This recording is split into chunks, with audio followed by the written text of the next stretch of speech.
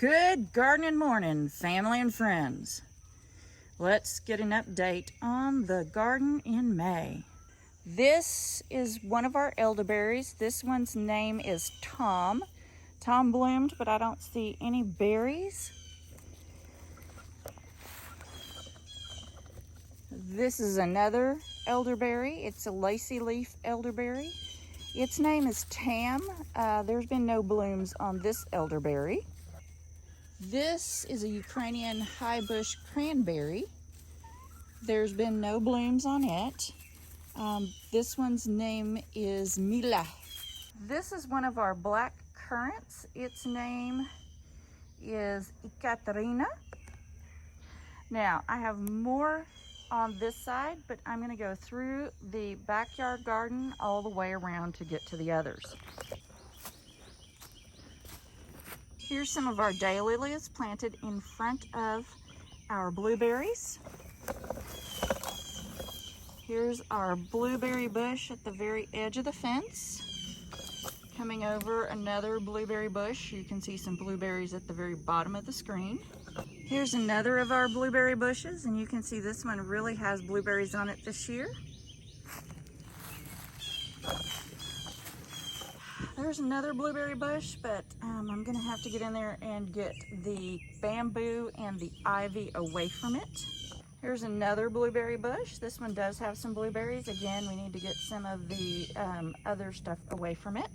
Here's another blueberry bush. This is our pink lemonade. Also gonna have to get more stuff out from away from it. This was clean a couple of weeks ago, but it grows back vigorously. These are our raspberries, and if you look closely on this bush, there's some very tiny raspberries right there near the bottom of the screen. Here's some of our garlic. The garlic is almost ready to pull. Some of it is laying over, and that's a sign it's almost ready to, or it is ready to pull. Here are our leeks. The leeks are going to go for a little while longer, but some of them, even though they're not big, I'm going to start using them to cook with. You can see that some of our onions, although they're not big, are ready to pick. And there's more of our garlic ready to pull. Here's our planter, and we do have strawberries on them. I've been eating some of these strawberries in the mornings when they're ripe, and I'm going to go ahead and I'm going to go pick this one.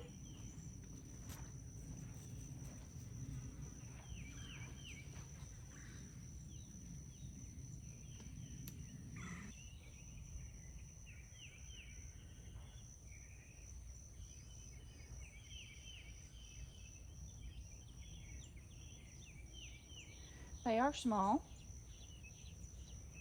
but they do taste good. These are our cucumbers. They're blooming. Most of these are male flowers right now. The female flowers have not begun blooming yet, but I'm hoping for a lot of cucumbers so I can make pickles this year. Here we have 3 bucket blueberries. So there's this one right here, and you can see it has a few blueberries on it. This is another one right here. Again, a few blueberries on it. And one right here. A couple of blueberries might be on this one, but that's about it.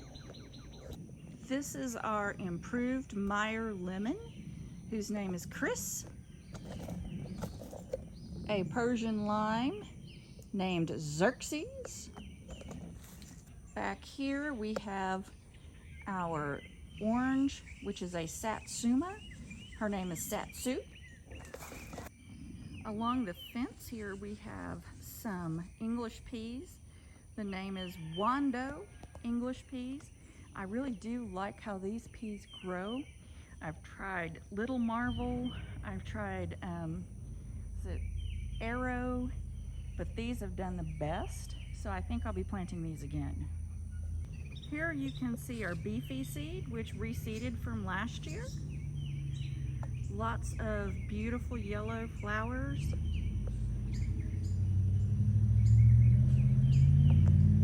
This is my pineapple pineapple pear tree. Name is Piner. This is the Purdue pear. Its name is Purdy. My avocado, bless its heart, is not looking all that wonderful. There's our lemon tree. That is Frosty, the Arctic Frost lemon. And I thought that the freeze had killed Cyrus, but Cyrus has come back. So this is Cyrus, a Persian lime. This is Butterball, our brown turkey fig. And you can see the little figs on it. Let me see if I can find one here for you. Right in the center of the screen, you should see a little fig, and in actually the upper part of the screen, there's another fig. Now, what we have here are rows of corn, and right next to it, we have pumpkins. So 3 different kinds of pumpkins. There's a blue bayou, there's a Seminole, and I forget what the third one is. Let's go see.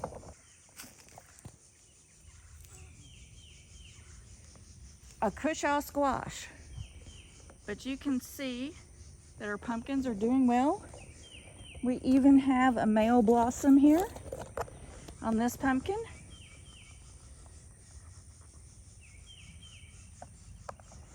Next to it, we have carrots that are ready to be pulled. These carrots will be pulled in the next couple of weeks, probably next week. We also have some parsley. And then if you remember, I planted wheat. There's the wheat. It's almost ready to be harvested. However, if you look closely, you can see that not all of the grains have dried yet, so we need to wait a little while. What I'm going to do with these is I'm not going to grind them for flour. I'm going to use them for seed, and we're going to plant this again next year and see if we can get a seed that is acclimatized to East Texas over 3 to 5 years. This is Ava, the Texas everbearing fig. I think I need to fertilize Ava a little bit more. She's looking a little just puny. So we're gonna go ahead and fertilize her more and put some more mulch around her.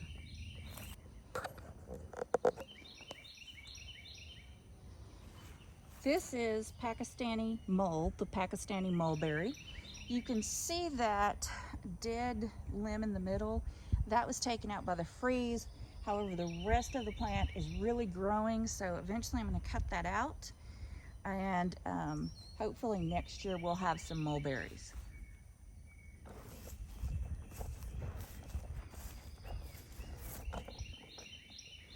This is Goldie, our LSU fig, and if we look closely, it might actually produce some figs this year. Let's see if we can find one.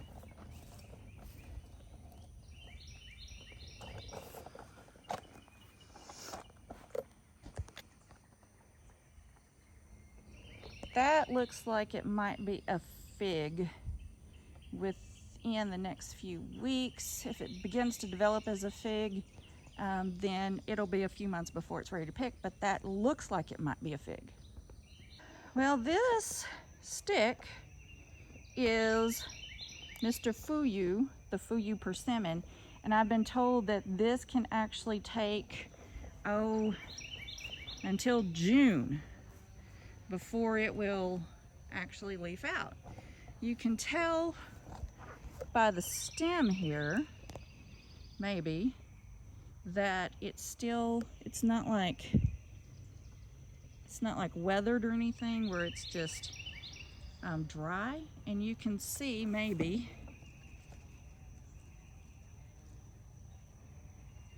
right there maybe that it still has buds, so we're going to give it at least until July. This is Miss Fiji, which is our Fuji apple. She's doing good. In the center here, we have some sunflowers. This is going to be a big sunflower bed that I'm doing, trying to kill the grass so it's easier to make. These have been planted for 2 weeks, so next week I'm going to try to clear another area and plant some more. This is Gale, our Gala apple. I'm going to try to move Gale's branches down and tie them down a little bit so we get more breadth on the tree. That's still yet to come. Ooh, trash can. No, just playing. This is Honey, our Honeycrisp apple. Doing quite well. Probably needs some fertilization. All of these trees need more fertilization. That's going to happen over the next week. This is Amber. This is Ambrosia apple. Amber actually bloomed. Of course, there were no other apples blooming to pollinate her, but we expect that Amber will probably bloom next year along with some of the other apples, and we might get some apples definitely from Amber since she's already bloomed once. And this is Mr. Doggo. Mr. Doggo is a crab apple. It is, of course, a doggo crab apple. It's one you can actually eat. And the nice thing about Mr. Doggo here is he's starting to branch out. And that's a good thing to produce fruit, is they have to branch out. So Mr. Doggo's doing good. Probably need to do some more fertilization as well. These are the gardenias near the front door. I just wanted to really give you a shot of this. This smells wonderful right now, and even after all the cold weather and snow, they are just blooming like all get out. Here we have another garlic patch. This garlic, again, you can see some of them starting to fall over. Going to be ready to pick.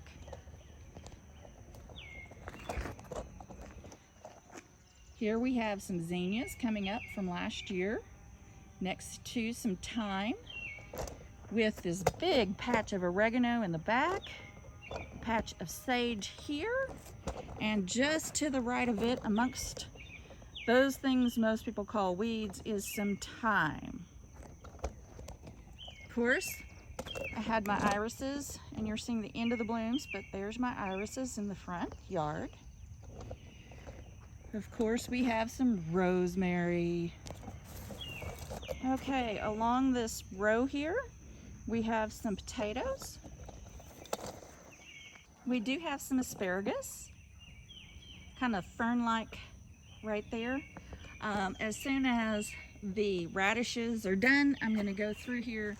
I have radishes, carrots, tomatoes, and peppers all in here.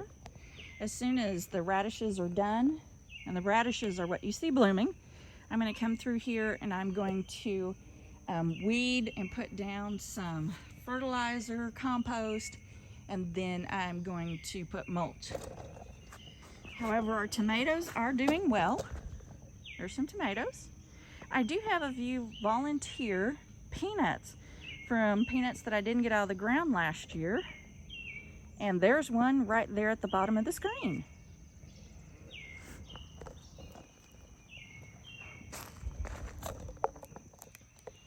Now, amongst the borage, you can see the nice bee there. We have borage planted here as well. We have marigolds as well, which you can see over there in the middle of the screen. These plants right here are tomatillos. We also have some peppers in here. Again, we're going to be able to clean this out a little bit once we pull up all the radishes. Now, the carrots will stay in the ground, but we do have carrots in here as well as radishes, potatoes, tomatoes, tomatillos, a couple different kinds of pepper, and we also have some mustard that came up as volunteer. So here's an example of the mustard. Before we go to the chicken coop, let's look at some of the potatoes here. These are all potatoes in here, planted. Hopefully we'll get them out sometime in June. Now here is our elderberry, whose name is Tim, and you can really see what flowering elderberries are supposed to look like. Let me give you a better picture. Those are elderberry flowers. So if we're lucky, and if pollination goes like it's supposed to, these will turn into berries that we can collect towards the end of the year. We'll see, but this bush is actually doing quite well, and I should not be surprised. Its namesake does quite well. This is a currant. Its name is Bubbles. Here's another currant whose name is La Blanca. And our last currant, whose name is my Highland Lass. Here's our chickens in their coop. So have a wonderful week full of bountiful blossoms and blessings.